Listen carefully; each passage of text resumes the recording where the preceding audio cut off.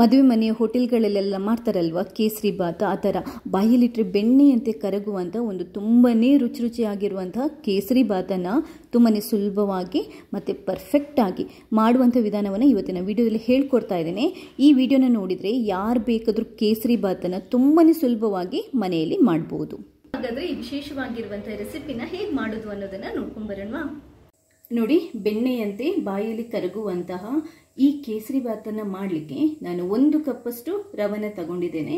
ಹಾಗೆಯೇ ಒಂದು 1/4 ಕಪ್ಪಷ್ಟು ನಮಗೆ ತುಪ್ಪ ಬೇಕಾಗುತ್ತೆ. ಇದು ಮನೆಯಲ್ಲಿ ಮಾಡಿರುವಂಥ ಶುದ್ಧ ತುಪ್ಪ. ಸರಿ, ಇವಾಗ ನಾವು ಹೇಗೆ ಮಾಡೋದು ಅಂತ ನೋಡ್ಕೊಂಡು ಬರೋಣ. ಮೊದಲಿಗೆ ನಾವು ಗೋಡಂಬಿ ಹುರಿದ್ಕೋಬೇಕು. ಸ್ಟವ್ ಮೇಲೆ ಒಂದು ಬಾಣಲೆ ಇಟ್ಬಿಟ್ಟು ಅದನ್ನ ಚೂರು ಬಿಸಿ ಮಾಡಿ 1 ಟೇಬಲ್ ಸ್ಪೂನ್ ಅಷ್ಟು ತುಪ್ಪನ ಹಾಕೊಳ್ಳೋಣ. ಇವಾಗ ಸ್ವಲ್ಪ ಗೋಡಂಬಿನ ಹಾಕೊತಾ ಇದ್ದೇನೆ, ದ್ರಾಕ್ಷಿ ಕೂಡ ಹಾಕೊತಾ ಇದ್ದೇನೆ. ಮೀಡಿಯಂ ಉರಿ ಇಟ್ಕೊಂಡು ಇದನ್ನ ನೀಟಾಗಿ ನಾವು ಹುರಿದ್ಕೋಬೇಕು, ಅಂದರೆ ಫ್ರೈ ಮಾಡ್ಕೋಬೇಕು. ಗೋಡಂಬಿದು ಸ್ವಲ್ಪ ಬಣ್ಣ ಚೇಂಜ್ ಆಗೋ ತನಕ ನಾವು ಹುರಿದ್ಕೋಬೇಕು, ಜಾಸ್ತಿ ಅಲ್ಲ. ಇಷ್ಟು ಸಾಕು. ಇದನ್ನ ತೆಗೆದಿರ್ತಾ ಇದ್ದೇನೆ.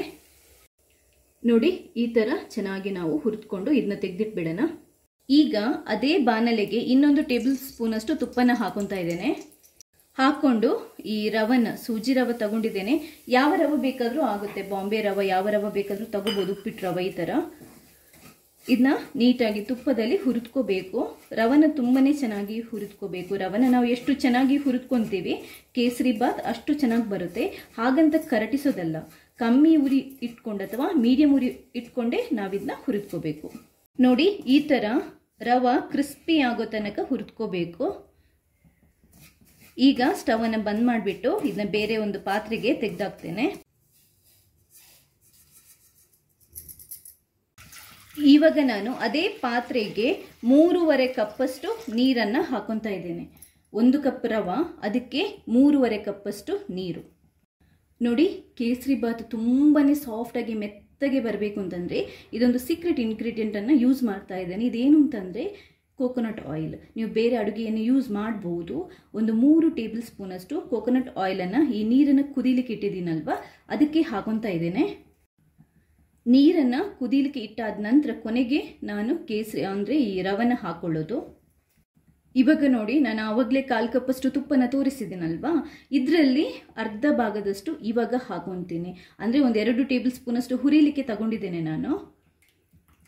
ಇದು ಕೂಡ ಅಷ್ಟೇ, ನಮಗೆ ಅಂದರೆ ಈ ಕೇಸರಿ ಬಾತನ್ನು ತುಂಬಾ ಮೆತ್ತಗೆ ಮಾಡಲಿಕ್ಕೆ ಹೆಲ್ಪ್ ಆಗುತ್ತೆ. ಇಷ್ಟನ್ನು ಉಳಿಸ್ಕೊಂಡಿದ್ದೇನೆ ತುಪ್ಪನ. ಇದು ಏನಕ್ಕೆ ಅಂತ ಆಮೇಲೆ ಹೇಳ್ತೇನೆ. ಇವಾಗ ನೋಡಿ, ನಾನು ಇದಕ್ಕೆ ಸ್ವಲ್ಪ ಕೇಸರಿನ, ಅಂದರೆ ಕೇಸರಿ ಕಲರ್ ಇರುತ್ತಲ್ವ, ಫುಡ್ ಕಲರ್, ಅದನ್ನ ಹಾಕೊತಾ ಇದ್ದೇನೆ. ನೀವು ಬೇಕಾದರೆ ಸ್ಯಾಫ್ರಾನ್ ಇರುತ್ತಲ್ವ, ಒರಿಜಿನಲ್ ಕೇಸರಿನ ಕೂಡ ನೀರಲ್ಲಿ ನೆನೆ ಹಾಕಿ ಹಾಕೋಬಹುದು. ಈ ನೀರನ್ನು ಒಂದ್ಸರಿ ಮಿಕ್ಸ್ ಮಾಡ್ಕೊಳ್ಳಿ, ಚೆನ್ನಾಗಿ ಕುದೀಲಿ. ಕುದಿದಾದ ನಂತರನೇ ನಾವು ರವನ ಹಾಕೋಬೇಕು. ನೀರು ಕುದೀಲಿಕ್ಕೆ ಹತ್ತಿದಾಗ ನಾವು ಈ ರವನ ಹಾಕ್ಕೊಂಡು ಇಮ್ಮಿಡಿಯೇಟ್ ಆಗಿ ಇದನ್ನ ಮಿಕ್ಸ್ ಮಾಡ್ತಾನೆ ಇರಬೇಕು. ಯಾಕಂತಂದರೆ ಉಂಡೆ ಆಗಬಾರ್ದು. ನೋಡಿ, ನೀವು ಚೆನ್ನಾಗಿ ಹುರಿದ್ಕೊಂಡ್ರೆ ಉಂಡೆ ಆಗಲ್ಲ.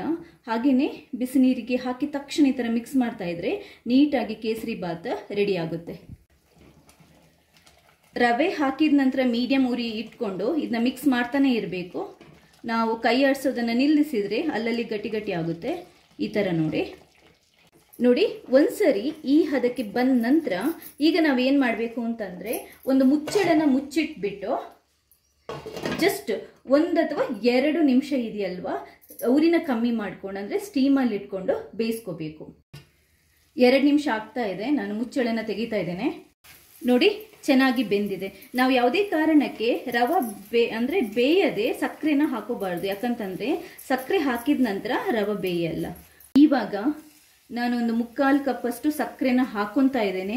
ನಿಮಗೆ ಸಕ್ಕರೆ ಅಂದರೆ ಸ್ವೀಟ್ ಜಾಸ್ತಿ ಬೇಕು ಅಂತಂದರೆ ಜಾಸ್ತಿ ಹಾಕೋಬಹುದು, ಏನು ತೊಂದರೆ ಇಲ್ಲ. ಸಕ್ಕರೆ ಹಾಕ್ಕೊಂಡು ಮಿಕ್ಸ್ ಮಾಡಬೇಕು. ಸಕ್ಕರೆ ನೀರಾಗಬೇಕು, ನೀರಾಗಿದ್ದು ಮೆತ್ತಗಾಗುತ್ತೆ. ನೋಡಿ, ಸಕ್ಕರೆ ಕರಗಿದೆ. ನೋಡಿ, ನೀಟಾಗಿ ಕೇಸರಿ ಬಾತ್ ರೆಡಿ ಆಗ್ತಾ ಇದೆ.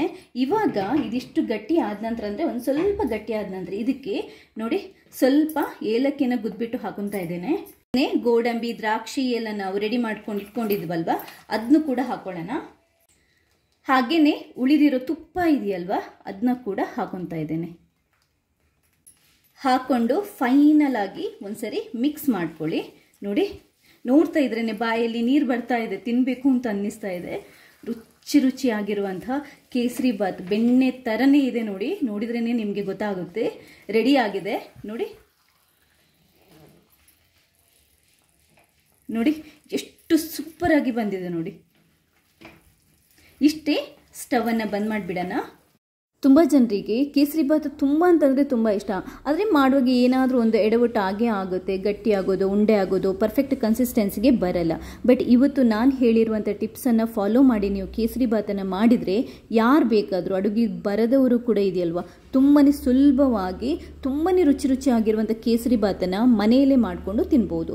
ರೆಸಿಪಿ ಇಷ್ಟ ಆದರೆ ಲೈಕ್ ಮಾಡಿ, ಹಾಗೆಯೇ ಬೇರೆಯವರಿಗೆ ಶೇರ್ ಮಾಡಿ. ಥ್ಯಾಂಕ್ಸ್ ಎಲ್ರಿಗೂ.